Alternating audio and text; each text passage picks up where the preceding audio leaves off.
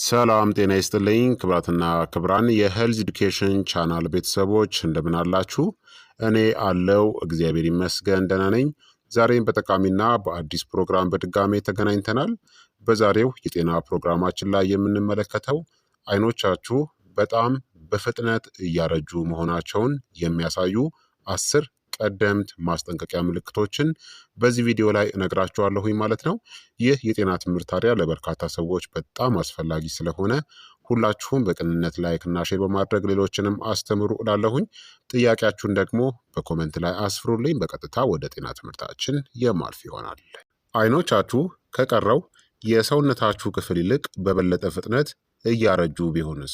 እናም እናንተ ደግሞ ይህንን በጭራሽ አታውቁትም። አብዛኛው ሰው የአይን ማርጀት ማለት መነጽር መፈለግ ብቻ ይመስለዋል። ነገር ግን አይኖቻችሁ ከዛ ቀደም ብለው ማስጠንቀቂያዎችን ይሰጣሉ።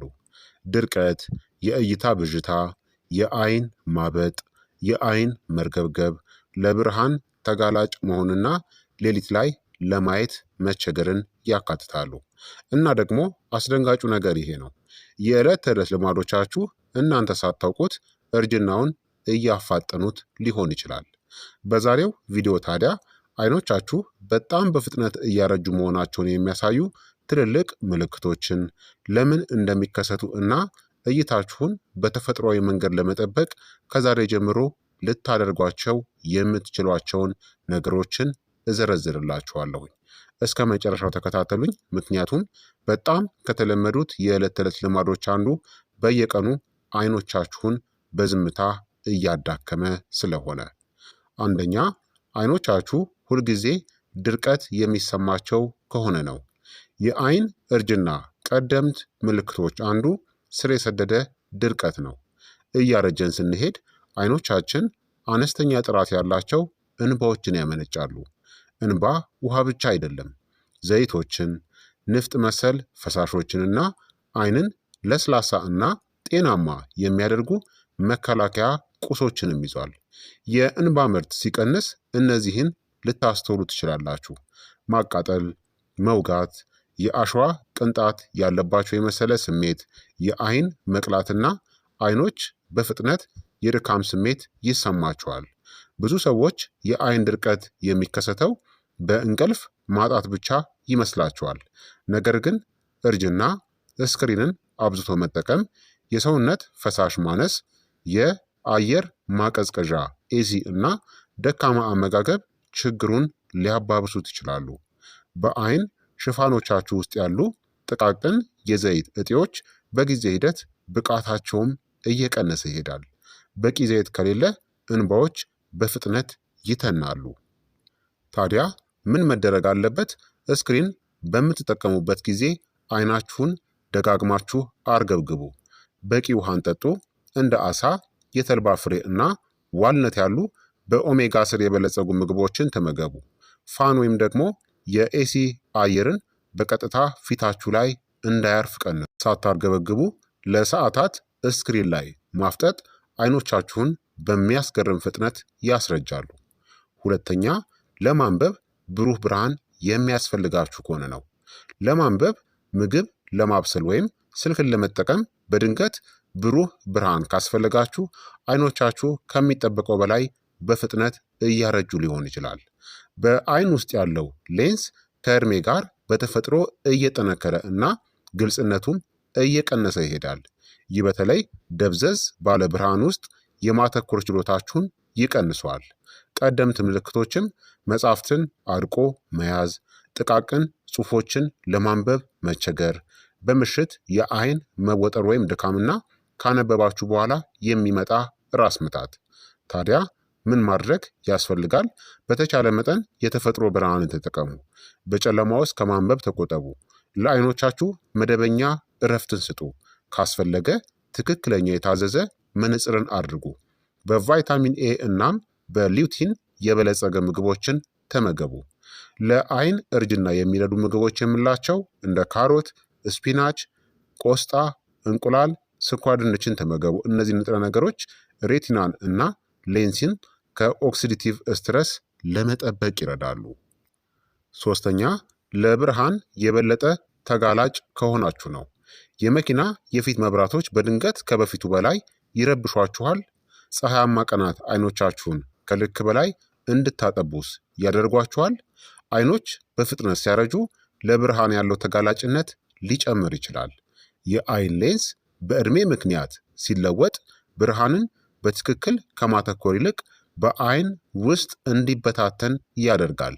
ይህ ደግሞ አንጸባራቂ ብርሃን ላይ መቸገር፣ በምሽት መኪና ለማሽከርከር መቸገር፣ ከቤት ውጪ የአይን አለመመቸትና በጨለማ እናም በብሩህ ቦታዎች መካከል ለመላመድ መቸገር ይከሰታል።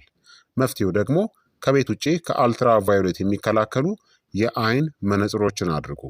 የምሽት ስክሪንን ቀንሱ። በጨለማ ክፍሎች ውስጥ ብሩህ መብራቶችን ከማየት ተቆጠቡ። በአንቲ ኦክሲዳንት የበለጸጉ ምግቦችን ጨምሩ። ለረጅም ጊዜ ለአልትራ ቫዮሌት ጨረር መጋለጥ ለአይን እርጅና ትልቁ አጋላጭ ነው። አራተኛ፣ ከአይን ስር ያሉ እብጠቶች እየባሱ ከመጡ ነው።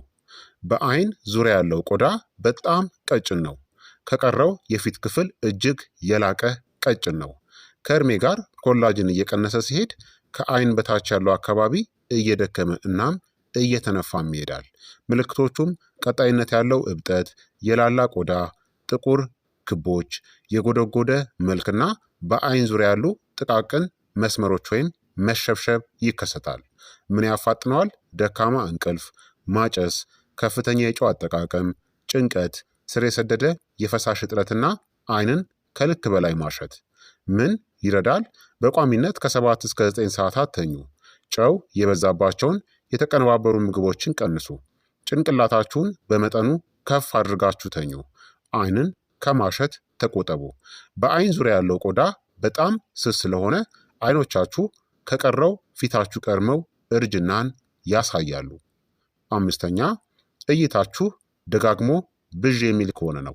አልፎ አልፎ የሚከሰት ብዥታ እይታ በድካም ምክንያት ሊመጣ ይችላል። ነገር ግን ተደጋጋሚ ብዥታ በቸልታ ሊታይ አይገባም። ምክንያቶቹም የዕድሜ ሌንስ ለውጦች፣ የአይን መወጠር፣ የአይን ድርቀት ካለ፣ የደም ስኳር ችግሮችና የአይን ጡንቻዎች የመተጣጠፍ ችሎታ መቀነስ ነው። የተለመደ የዕለት ተዕለት ምክንያት ብዙ ሰዎች በቀን ከ8 እስከ 12 ሰዓታት ስልኮችን፣ ኮምፒውተሮችን ወይም ደግሞ ቲቪዎችን በማየት ያሳልፋሉ።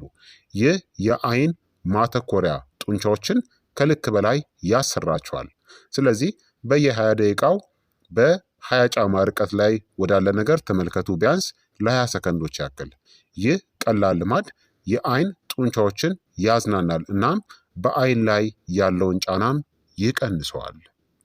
ስድስተኛ፣ በምሽት ለማየት የምትቸገሩ ከሆነ ነው። በምሽት ለማየት መቸገር በጣም አስፈላጊ ከሆኑ የማስጠንቀቂያ ምልክቶች ውስጥ አንዱ ነው። ልታስተውሉ ትችላላችሁ። የፊት መብራቶች በጣም የበራባችሁ ይመስላሉ። መንገዶች ይበልጥ የጨለሙ ይመስላሉ። በጨለማ ውስጥ ለመላመድ መዘግየትና በምሽት ሰዎችን ለመለየት መቸገር። ሬቲና በዕድሜ ምክንያት ብቃቱ ይቀንሳል። በተለይም አመጋገብና የደም ዝውውር ደካማ ከሆነ የቫይታሚን ኤ መጠን ማነስም አስተዋጽኦ ሊያደርግ ይችላል። የሚረዱ ምግቦች ታዲያ እንደ እንቁላል፣ ጉበት፣ ካሮት፣ ዱባ እና ማንጎ እንዲሁም ጥቁር አረንጓዴ ቅጠላቅጠሎች። የምሽት እይታ ችግሮች በድንገት ከባሱ በቸልታ መታየት የለባቸውም። ሰባተኛ፣ አይኖቻችሁ በተደጋጋሚ የሚርገበገቡ ከሆነ ነው። የአይን መርገብገብ አብዛኛውን ጊዜ ጉዳት የለውም። ነገር ግን ተደጋጋሚ መርገብገብ የአይን መዝለል ወይም ደግሞ መድከምን ሊያመለክት ይችላል። የተለመዱ ምክንያቶችም ጭንቀት፣ ከፍተኛ ካፌን እንደ ቡናና ሻይ፣ ደካማ እንቅልፍ፣ የአይን መወጠርና ከመጠን በላይ ለስክሪን መጋለጥ። አይኖቻችሁ ለረጅም ጊዜ ከልክ በላይ ሲሰሩ በዙሪያቸው ያሉ ጡንቻዎችም ይዝላሉ። ምን ይረዳል ታዲያ? የተሻለ እንቅልፍ፣ ካፌንን መቀነስ፣ ተጨማሪ የስክሪን እረፍቶች ማድረግና ቀላል የአይን ማዝናኛ ልምዶችን ማድረግ። አንዳንድ ጊዜ አይኖቻችሁ እረፍት እንዲሰጣቸው እየለመኑም ይሆናል። ስምንተኛ፣ በአይን ዙሪያ ያሉ ጥቃቅን መስመሮች ቀድመው እየታዩ ከሆነ። ከእድሜ ጋር በአይን ዙሪያ መሸብሸብ መታየታቸው የተለመደ ነው። ነገር ግን ቀድመው መታየታቸው የቆዳ እርጅና መፋጠኑን ሊያመለክት ይችላል። ዋና ዋና ምክንያቶችም ለፀሐይ መጋለጥ፣ ማጨስ፣ ስር የሰደደ ጭንቀት፣ ደካማ አመጋገብ፣ የእንቅልፍ ማጣትና የፈሳሽ እጥረት ነው። በአይን ዙሪያ ያለው ቆዳ በጣም አነስተኛ የዘይት ምርት አለው እና ስትስቁ፣ ስታርገበግቡ ሁልጊዜ ይንቀሳቀሳል። መከላከያውም ከቤት ውጪ የፀሐይ መነጽርን አድርጉ።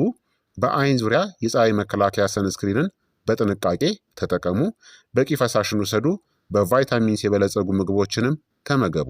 ቫይታሚን ሲ የኮላጅን ምርትን ይደግፋል። ይህም ቆዳው ጠንካራ ሆኖ እንዲታይ ይረዳል። ዘጠነኛ አይኖቻችሁ ሁልጊዜ የደከሙ የሚመስሉ ከሆነ እንቅልፍ ከተኛችሁ በኋላም ቢሆን አይኖቻችሁ አሁንም የደከሙ ሊመስሉ ይችላሉ። ይህ ሊከሰት የሚችለው በአይን ዙሪያ ያሉ ጥቃቅን የደም ስሮችና ጡንቻዎች በእነዚህ ምክንያቶች ሲወጠሩ ነው።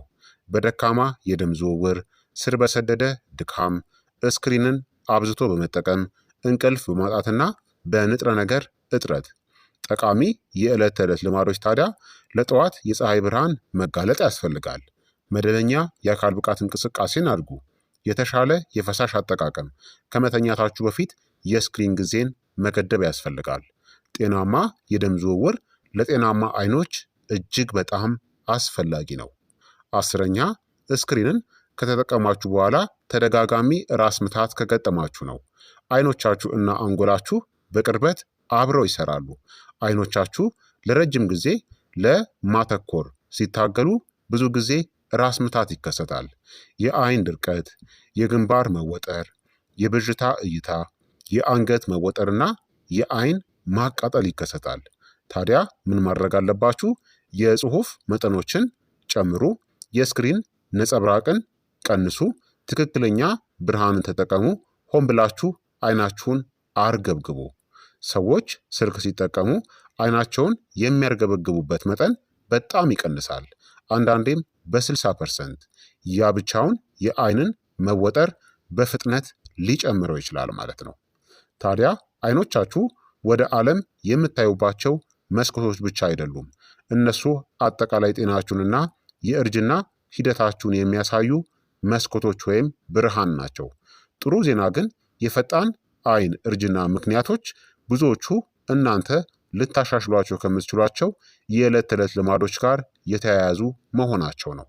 የተሻለ እንቅልፍ፣ የተሻለ አመጋገብ፣ አነስተኛ የስክሪን ጫና፣ ተጨማሪ የፈሳሽ አጠቃቀም፣ ከአልትራቫዮሌት ጨረር መከላከልና መደበኛ የአይን ምርመራ ማድረግ ያስፈልጋል።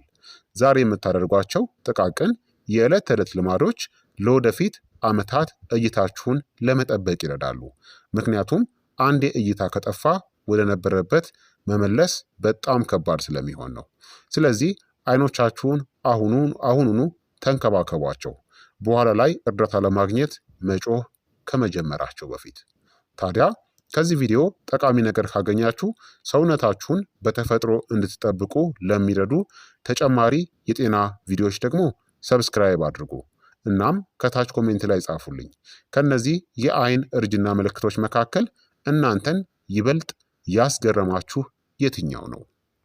የዛሬው የጤና ትምህርቴ እንግዲህ ይህንን ይመስል ነበረ። በቀጣይ የጤና ትምህርት እስከምንገናኝ እኔንም እናንተንም ቸር ያቆየን።